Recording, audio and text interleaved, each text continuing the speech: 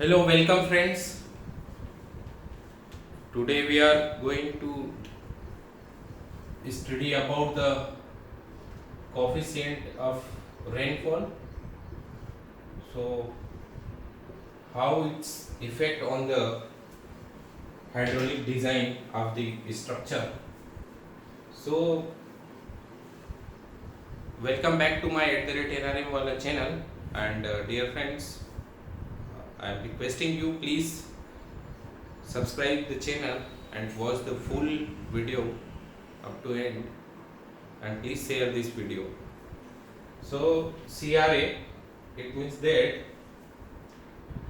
C is equal to coefficient of rainfall. In every structure of the water set we need the coefficient of rainfall values, and R is equal to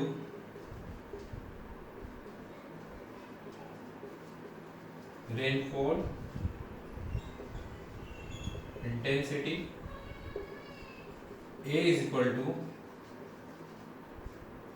area of the catchment. ये तीनों चीजें हम जब कभी hydraulic design करते हैं तो वहां पर जो है हमें डिस्चार्ज निकालने के लिए डिस्चार्ज इक्वल टू क्यू निकालने के लिए ये CRA की जरूरत होती है। अभी क्यू क्या काम में आता है? डिस्चार्ज मतलब कि जितना किसी पॉइंट पर any one point from water to be drained, किसी एक पॉइंट से जब पानी निकलता है तो उस पॉइंट को जो है हम लोग डिस्चार्ज पॉइंट कहेंगे, और कितनी वेलोसिटी के साथ में निकलता है तो वो जो है हमारा डिस्चार्ज, वाटर का डिस्चार्ज होगा। तो डिस्चार्ज जो है, अगर मान लीजिए कि एरिया अगर ज्यादा होता है, आपने देखा होगा कि जैसे वेलोसिटी है, वेलोसिटी डिपेंड करती है किसके ऊपर? तो वेलोसिटी अगर एरिया कम है तो वेलोसिटी ज्यादा होगी। इसका मतलब क्या है? ये इनवर्सली प्रोपोर्शनल होता है। एरिया अगर ज्यादा होगा तो वेलोसिटी कम होगा, और एरिया अगर कम होगा तो वेलोसिटी ज्यादा होगी। आपने देखा होगा कि जब कभी डिस्चार्ज मतलब मान लीजिए एक पाइप है और पाइप में से पानी का फ्लो बह रहा है, और हम जब इस पाइप का मुंह दबाते हैं तो उसका पानी का जो है वेलोसिटी बढ़ जाता है। तो ऐसे ही जब हमको किसी स्ट्रक्चर का कैलकुलेशन करने के लिए जब डिस्चार्ज निकालना होता है तो ये डिपेंड करता है कि वहां पर रेनफॉल कितना है। तो रेनफॉल जो है, रेनफॉल मेजर करने के लिए अलग अलग तरीके हैं। इंटेंसिटी क्या होता है कि रेनफॉल को मेजर करने के लिए हम लोग जो है रेन गेज का उपयोग करते हैं, रेन गेज का उपयोग करते हैं। तो ये रेन गेज क्या होता है? आपने देखा होगा कि एक ऐसा इंस्ट्रूमेंट होता है जिसके अंदर जो है एक वाइट टिप डली होती है, और ये वाइट टिप के माध्यम से जो है पानी इसकी सतह तक आता है। जब बारिश के दिन होते हैं तब हम इस रेन गेज इंस्ट्रूमेंट को छत के ऊपर रख देते हैं, और छत के ऊपर रखने पर ये देखते हैं कि मान लीजिए जब इसका मेजरमेंट करते हैं रेन गेज का, तब हम क्या करते हैं कि मॉर्निंग 6 AM को हम इसको रखते हैं, और अगले दिन नेक्स्ट डे मॉर्निंग 6 AM को हम जो है हम लोग इसका वैल्यू काउंट करेंगे कि कितना पानी इसके अंदर आया है। जब हाई वेलोसिटी अगर रेनफॉल होता है तो हम इसको जो है 12 आवर्स भी कर सकते हैं, और ये जो है फिर डिपेंड करेगा कि कितना वेलोसिटी इंटेंसिटी है। अब मुद्दा ये है कि ज्यादातर आपने देखा होगा कि पहले जो बारिश होती थी वो बारिश लंबे समय के लिए होती थी, यानी कि आप बोल सकते हैं कि 90 डेज का जो ड्यूरेशन होता है उसमें से ऑलमोस्ट 60-70 डेज जो है बारिश होती थी। पर आज के केस में अगर आज देखोगे तो अब जो है बारिश का दिन कम हो गया है, पर उसका तीव्रता जो है, इंटेंसिटी है, वो ज्यादा हो गया है। तो अभी आप देखते होंगे कि कहीं कहीं तो जो है एकदम पार्ट होने लगी है, खंड वर्षा जिसको हम लोग बोलते हैं, पार्ट रेनफॉल होता है। और दूसरा ये है कि अभी जो है नंबर्स ऑफ डे बहुत कम हो गया है, तो ये नंबर्स ऑफ डे कम होने की वजह से जो है वो इंटेंसिटी जो है वो बढ़ गया है। मतलब कि कभी कभी जो है 100 mm के आसपास रेनफॉल हो जाता है, कभी 80 mm के आसपास हो जाता है। पहले जो है इतना रेनफॉल नहीं होता था, अभी जो है रेनफॉल का इंटेंसिटी बढ़ गया है। तो एक तो ये डिपेंड करेगा जो हमने क्यू कैलकुलेट करने के लिए CRA, तो ये रेनफॉल हम किस तरीके से निकालेंगे, रेन गेज लेंगे, उसका जो है 3 महीने के ड्यूरेशन के अंदर जो है हर दिन का कैलकुलेट करेंगे, फिर कितने नंबर्स ऑफ डेज रेनफॉल हुआ, उसके अलावा जो है कितने इंटेंसिटी में रेनफॉल हुआ, ये सारी चीजें निकलेंगे। अब एक सबसे फैक्टर बड़ा है, ये फैक्टर अफेक्टिंग है एरिया। तो एरिया डिपेंड करेगा, आपने देखा होगा कि पहले इतना कंक्रीट के मकान नहीं होते थे, इसका रूफ जो होता था वो कवेलू का या कच्चे रूफ होते थे। तो उसमें क्या होता था कि आप सोचते होंगे कि जब बारिश होती है तो गांव की किसी भी बड़े छोर पर पहले होगी, बड़े छोर पर होगी मतलब जहां ऊंचा शिखर है, तो इस तरीके से, और फिर जो है गांव के छोटे शिखर पर बाद में होगी।